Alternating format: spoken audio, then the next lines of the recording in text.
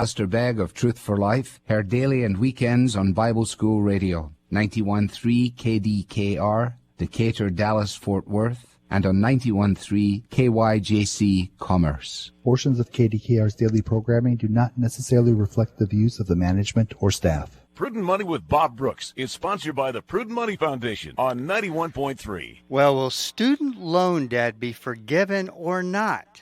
Today we're going to take a look. Stay tuned for Prudent Money.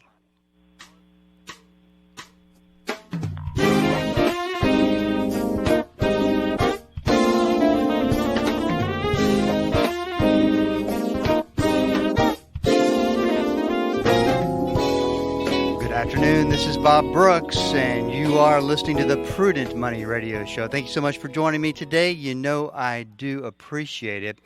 Well, will student loans be forgiven, as the president said, or is this kind of dead in the court system?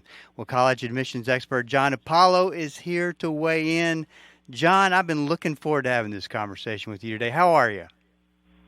Well, I'm doing great. This is the holiday gift that keeps on giving. We've been talking about this for a while, isn't it?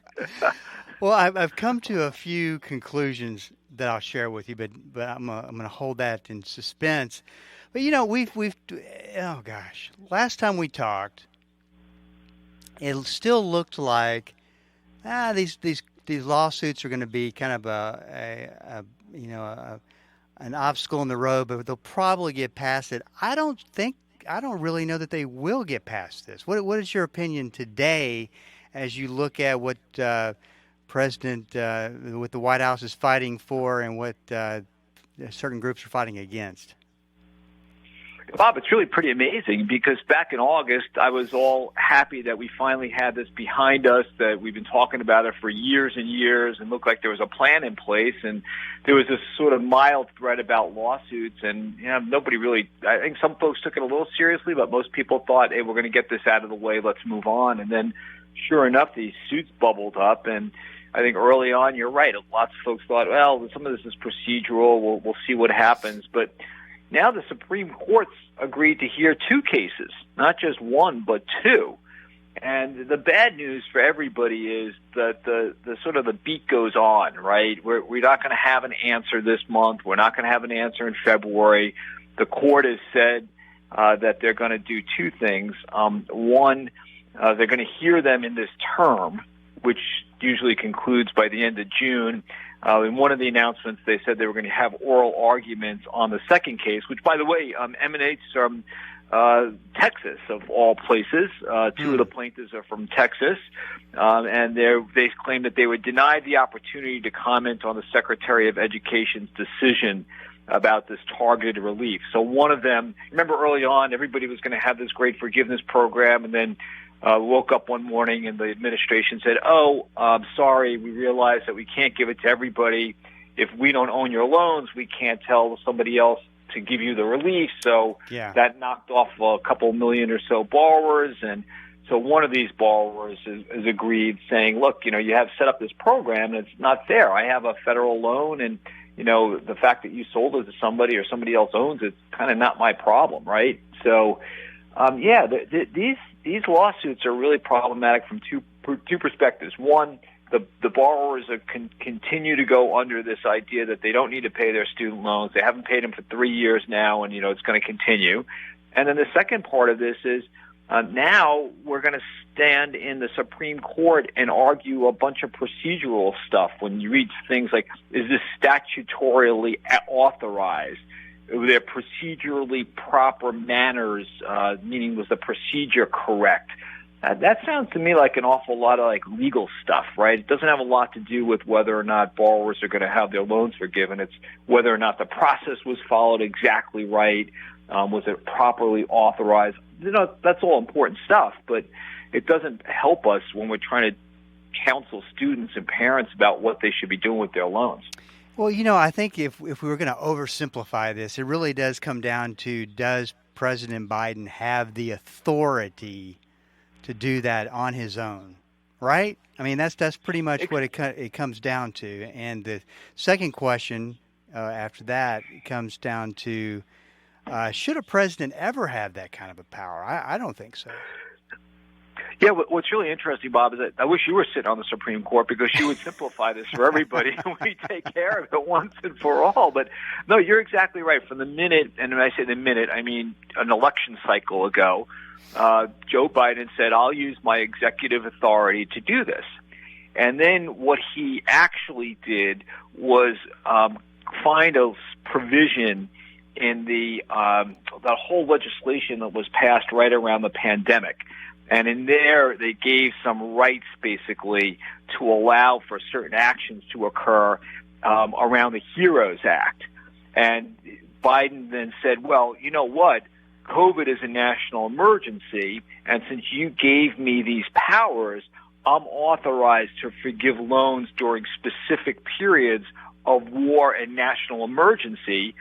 So we've got this COVID thing going on. These kids have been having problems with their loans. We have a national emergency. I'm going to use the powers granted to me under the HEROES Act of 2003 to forgive all these loans. And sure enough, a lot of people were jumping up and down and saying, that's a nice theory, but it doesn't really hold any water. And now the Supreme Court's going to come back several years later and tell us what they think is the answer to that. So I'm kind of with you. He was on shaky ground to begin with. Again, we talk about all the times the issue about political statements and political reality and then the world that we all live in. And so in the political world, this sounded great. He had a soundbite. I forgave up to $20,000 of loans for students. Check that box. The folks who were way left of me in the party, they've been clamoring for full forgiveness and $50,000 of forgiveness, but I gave them something. So for politically, I should be okay. But again, it's a political answer. It's not really an answer that some might think is either right or even worse than that, some that might actually think it's fair, right? So this is, we've talked about it. It's all tangled up in politics and now the courts. And so, who knows which way this will come out.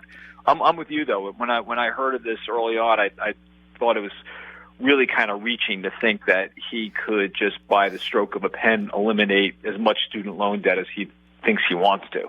Well, or anyone else for that matter. Here's another side of the story. Think about go with me on this theory. Maybe it was, and this to me is not that I agree with it, but was political genius. He probably knew right out of the gate he's never going to get this through. But he pulls for it. He passes it. He gets the voting capital. And in fact, I never told you about this, but you may or may not be aware of this.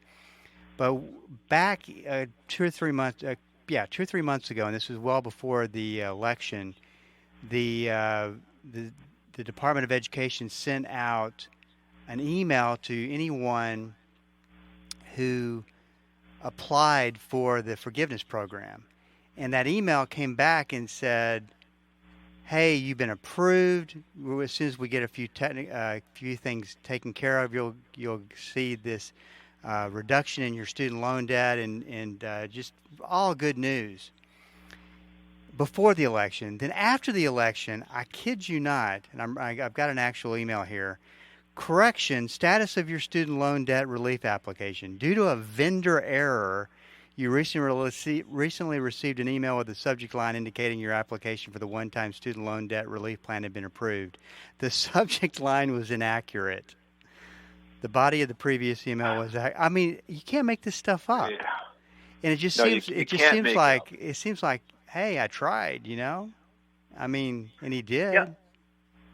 And he did, and you could well be right, because again, it's all we're saying all along here. It's political calculus. What do I think I can get away with? What sounds good? Do I get a sound bite? And will people forget about the details when it flips around? But that email you read, it's just pretty extraordinary, isn't it? Though, and it's it's beyond belief. And again, I keep going back to this whole idea that it's just wrong for the borrowers. Just tell them once and for all what is it going to be, right? Let's just get on. And that's why in August I was happy. I didn't agree with it, by the way. I'm not. I have my own very personal view that when someone takes debt out and they've signed up on a loan they should really make every effort to repay it. And the reality is 60 or plus or 70% of the students are paying on time. They take the appropriate amount of debt. And look, 30% of a lot of people to be defaulting, or 40, those are big numbers. But when you really carve into it, I think a lot of times it's because they took debt they shouldn't have taken. And sometimes it's because, like my dental hygienist told me several years ago, they took a PLUS loan because they expected it to be forgiven. They took it with the idea that it was going to be forgiven. And here they are 5 years later, stuck with this PLUS loan they paid a big fee for. They paid more interest rate than they probably should have. And they're still praying that they're going to have a forgiveness program that'll sort of take them up. It's just wrong the way the government's been dealing with the borrowers. It's just absolutely wrong.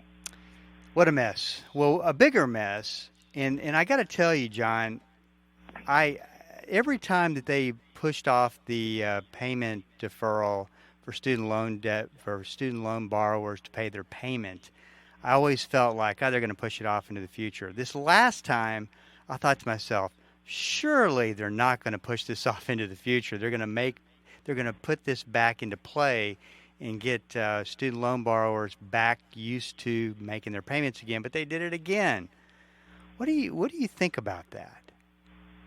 I go back to, I think it's wrong, first of all, and second of all, when I saw that, I concluded that they may never want students to make a repayment. But how many more times can you kick the can down the road, right? First it was, and we know, October 1 is the budget year for the federal government. So everything is conveniently tied to October 1, which in the rest of the world doesn't make any sense at all. But all right, it's around October 1. So when you get into all of these different budget negotiations and all the rest of it and the cost, it always gets tied back to October 1. So in August, when they announced the relief plan and all that, and said, okay, we're going to start up the repayment again, I thought, all right, this is probably when the music's going to stop and we're actually going to start the calendar again on the repayments. But then, to your point, when they extended it again, I had that thought, well, this might be exactly what you were saying. They might not have any intention of ever having them start the repayments. I don't know. As crazy as that sounds, it's no different than what we've been seeing from the administration for the last 12 or 18 months. It's just, like you said, it's just crazy. Even I didn't come up with that theory. That's interesting. That is really that is because it makes no sense. And here's the when's it deferred to now? I can't even remember. I've lost count. Well, I'm ashamed to say, me too. I think it's the end of March, but I can't tell you that. Yeah, I think you're right. And by then we should be in that quote unquote recession everybody's predicting. Can't make them start paying now. Well, and then the reason I didn't have a chance to check that fact, the reason why I think it's really it's going to be deferred again is the Supreme Court is highly unlikely to come back before March, right? So it's going to go to June, and then we're going to go to the end of August, and then we're going to get to October, and so that's why I've all of a sudden sort of put up my white flag to say I wonder if there's not something afoot to say, we'll just keep kicking this can down the road. And what we're not talking about anymore, Bob, is that hundreds of billions of dollars this is costing the U.S. taxpayer every time this rolls. Yeah, right? There are actual costs associated with this, and nobody is talking about that. So real quick, and now I desperately want to move on. What if? But I do think this is good information. In the event right now, someone is looking down the road and go, "Wow, certainly glad that this got pushed off till March," or if that's the real date. And because I could not make that payment today, what should they be doing besides kicking the can down the road themselves? I mean, I would assume that maybe they should be taking some steps, doing some things to make sure that they don't find themselves in a big hole. Yeah, what they should do anytime they have any trouble with their student loan, they should call their student loan servicer and ask what programs they could be available for. So now with the zero interest rate and zero required payment, and they don't have to worry for now. But when the actual flag drops and they're going to I maybe should have said I'm a little bit facetious about never making repayments, but when that starts, and who knows when it's going to start, if there's any issue at all, just call a student loan servicer and they'll tell the students what their options are. And there are a whole slew of options, and included in Biden's package that came recently, there was another program or two to try to help students fit the loan payment into their actual earnings, which again is, from my perspective, is a pretty good idea, particularly for these borrowers who are saddled with big dollar debts that they really can't afford to repay on the current schedule. This is Bob Brooks, and you are listening to the Prudent Money Radio Show. Thank you so much for joining me today. I do appreciate it. Talking to John Hupalo just about all the crazy things that are going on in Washington with student loans. And, it's funny, John, you and I, in fact, I think you do know when we started doing this program together once a month, maybe 4 or 5 years ago, something like that, right? Yeah, that's exactly right. Back in actually 2016, Bob, I think we had our 5-year anniversary not all that long ago. So, the consistent theme has been, which surprises me, maybe it shouldn't, but there's always something to talk about. I mean, there's always, and I'm sitting here looking at 3 or 4 different articles of information that I cannot believe is even being written about, and just trying to choose one. This one was about the fact that enrollment in U.S. colleges and universities has sharply declined over the last decade, but tuition, college enrollment, in fact, it's just dropped by 15.3% since 2012. But colleges and universities are still raking in 2.4% more in total revenue from students paying tuition. How does that work? Because that's a big drop, and it kind of falls under the radar because nobody really talks about that. I mean, everybody just assumes that colleges are doing okay. They're making more money with less money coming in. I don't get it. Yeah, I'll talk about that. I'll give you one fun fact, one good fact, and then I'll go to that. The fun fact is our first show was August 15, 2016.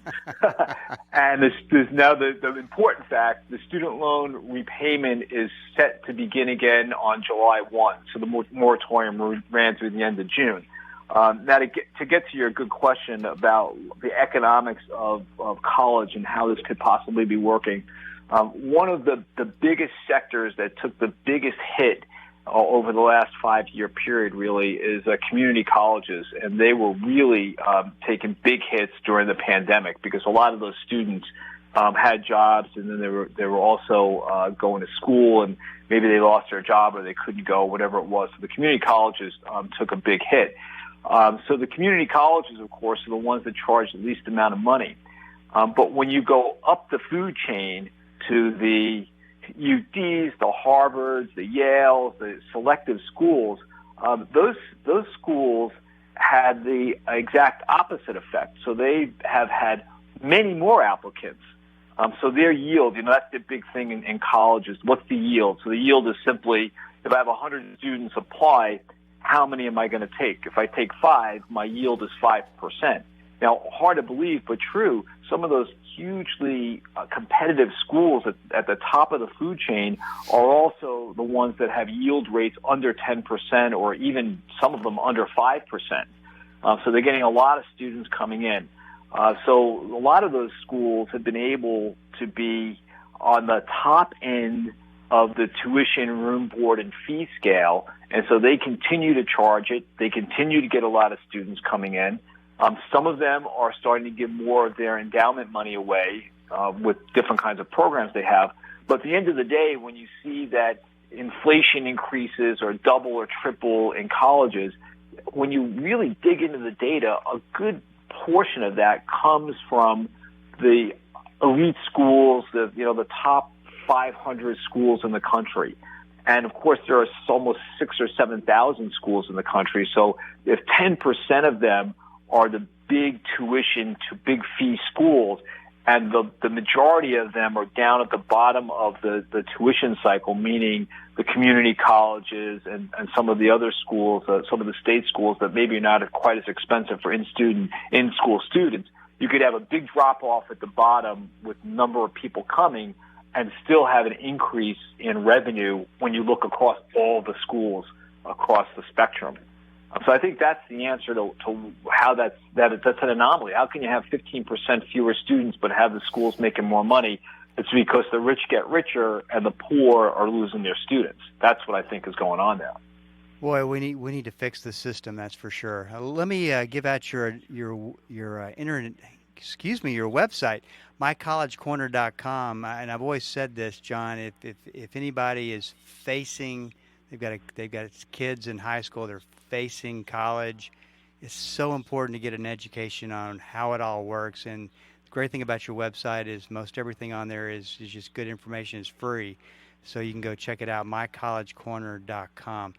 It says here that tuition for a 4-year, and this is 2022, tuition for 4-year private university increased to $39,400 per year, for a total of $175 billion in tuition revenue.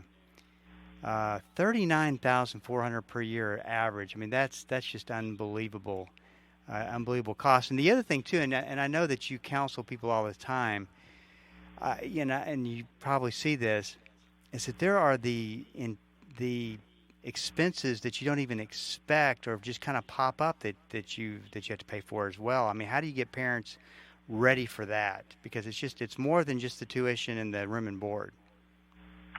No, you're right. There are all kinds of fees. I was surprised. As you know, I had 2 daughters, both went through college, and they joined a sorority. And there were sorority fees that I had no idea.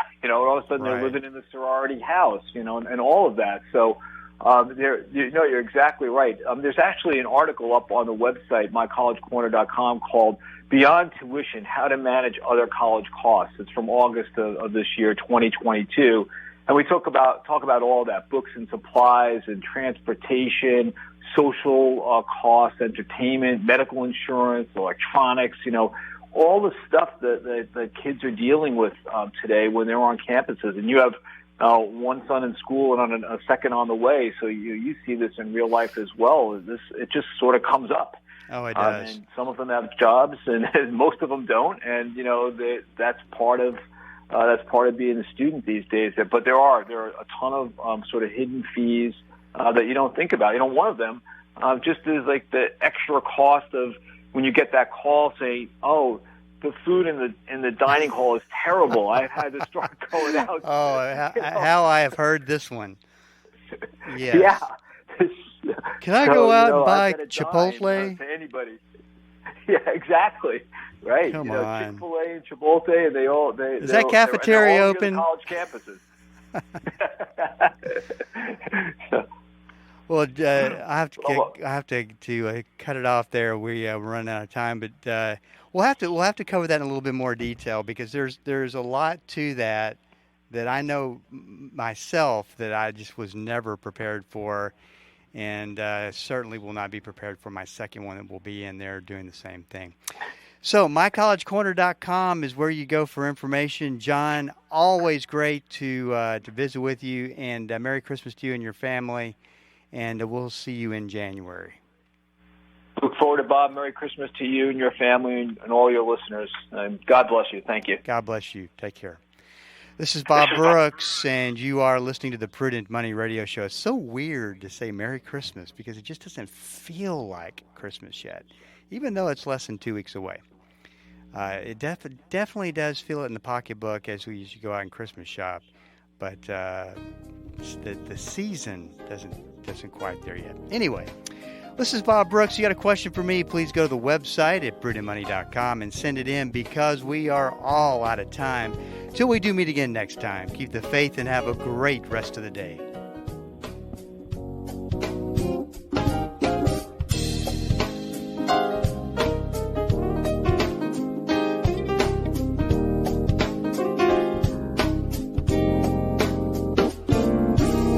That's all the time we have for today. Questions or comments for Bob, or to find out more great information like what you've just heard, visit www.prudentmoney.com. Be sure to join Bob Brooks again for the next edition of Prudent Money.